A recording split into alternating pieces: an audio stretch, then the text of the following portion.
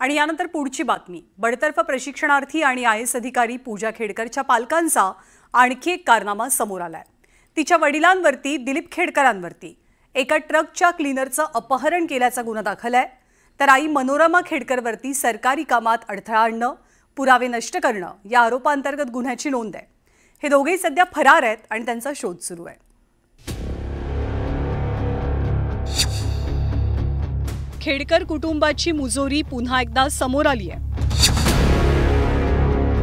चौकशीसाठी आलेल्या पोलिसांना ताटकळत ठेवणं, नोटीस फाडणं, अरेरावी करणं हे सगळे प्रकार पुन्हा एकदा घडलेत। खेडकर कुटुंबाकडनं प्रतिसाद मिळत नसल्यानं पोलिसांना अखेर गेटवर चढून आत जावं लागलं। एका ट्रक क्लीनरचं अपहरण केल्याचा आरोप पूजा खेडकरच्या पालकांवर ठेवला गेला। हे सगळं प्रकरण काय आहे आपण पाहूया। मनोरमा खेडकरची पुन्हा एकदा मुजोरी। 13 सप्टेंबरला मुलुंड ऐरोली मार्गावर एक सिमेंट मिक्सर पूजा खेडकरच्या गाडीला घासल्यामुळे वाद निर्माण झाला। ट्रकचा ड्रायव्हर, क्लीनर आणि कारमधल्या दोघांची वादावादी झाली। त्यानंतर कारमधल्या दोघांनी चक्क ट्रकच्या क्लीनरचं किडनॅपिंग केलं। पोलिसांकडे जाऊया असं म्हणत क्लीनरला जबरदस्ती गाडीत बसवलं गेलं। या प्रकरणी ट्रक मालकानं तक्रार दिल्यावर पोलिसांनी तपासाला सुरुवात केली आणि अपघातातली गाडी पूजा खेडकरच्या पुण्यातल्या घरासमोर आढळली। रबाळे पोलीस हे पूजा खेडकरच्या घरी पोहोचले। यावेळी पूजाच्या आईनं म्हणजे मनोरमा खेडकरनं पोलिसांवर अरेरावी केल्याचा आरोप होतोय। खेडकर यांनी पोलिसांच्या अंगावर कुत्रे सोडण्याचा प्रयत्न केल्याचंही पोलिसांनी सांगितलं। मनोरमा खेडकर यांचा पोलिसांवरती अरेरावी करतानाचा व्हिडिओ व्हायरल होतोय। मुंबई पोलीस तपास करण्याकरता चतुश्रृंगी पोलीस स्टेशनच्या हद्दीमध्ये आलेले होते। त्यांना आम्ही मदत दिलेली होती।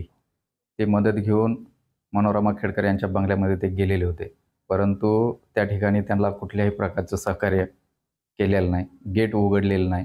तसेच त्यांच्या अंगावर कुत्रे वगैरे असं घालून त्यांना भीती घालण्याचा प्रयत्न त्यांनी केलेला आहे। नवी मुंबई पोलिसांचे जे अधिकारी होते त्यांनी चतुश्रृंगी पोलीस स्टेशनला गुन्हा दाखल केलेला आहे। पुण्याच्या चतुश्रृंगी पोलिसांनी मनोरमा खेडकरवर सरकारी कामात अडथळा आणणं, पुरावे नष्ट करणं या आरोपांतर्गत गुन्हा दाखल केला।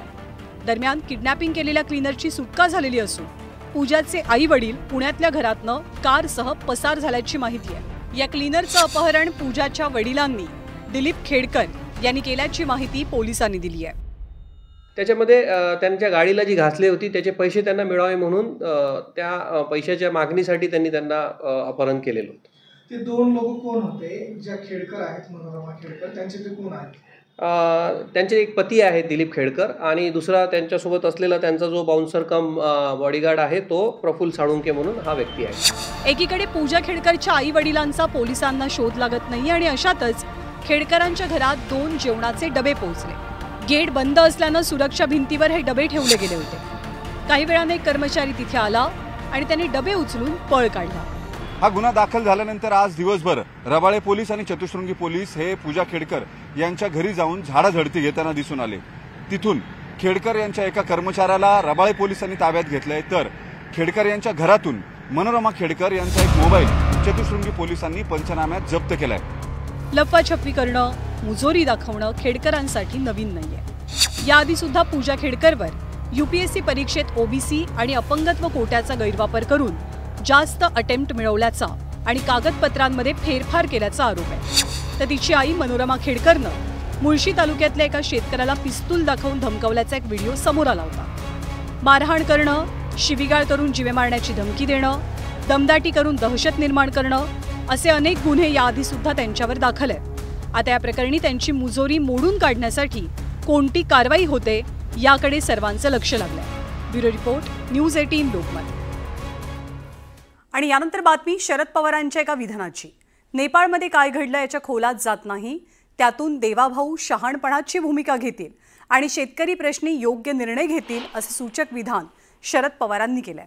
नाशिकमध्ये शेतकऱ्यांच्या विविध प्रश्नांसंदर्भात शरद पवारांच्या राष्ट्रवादीकडनं जनआक्रोश मोर्चाचं आयोजन केलं गेलं होतं। यावेळी खुद्द शरद पवार या मोर्चात सहभागी झाले। शेतकऱ्यांच्या प्रश्नांकडे सरकारचं दुर्लक्ष झाल्याचं म्हणत शरद पवारांनी सत्ताधाऱ्यांवरती हल्लाबोल केला। त्याचसोबत शेतकऱ्यांच्या प्रश्नांसंदर्भात लवकरात लवकर निर्णय न झाल्यास आंदोलन आणखी तीव्र होईल असा इशाराही दिला गेला। शिवाजी महाराजांचा हा देवाभाऊ घेतील असं आम्हाला वाटत होतं. पण ठिकठिकाणी मोठे मोठे होर्डिंग, मोठे मोठे पोस्टर, मोठे मोठे चित्र ही त्यांनी लावली शिवाजी महाराजांचं नाव घेऊन. पण त्या बळीराजाच्यासाठी जिंकून बघायला तयार नाही. आणि असंच चित्र असेल तर आपल्याला निकाल घ्यावा लागेल. देवाभाऊंना माझी विनंती आहे, आजूबाजूला बघा हिंदुस्थानच्या काय घडतंय ते. नेपाळमध्ये गेल्या 8 दिवसात काय घडले.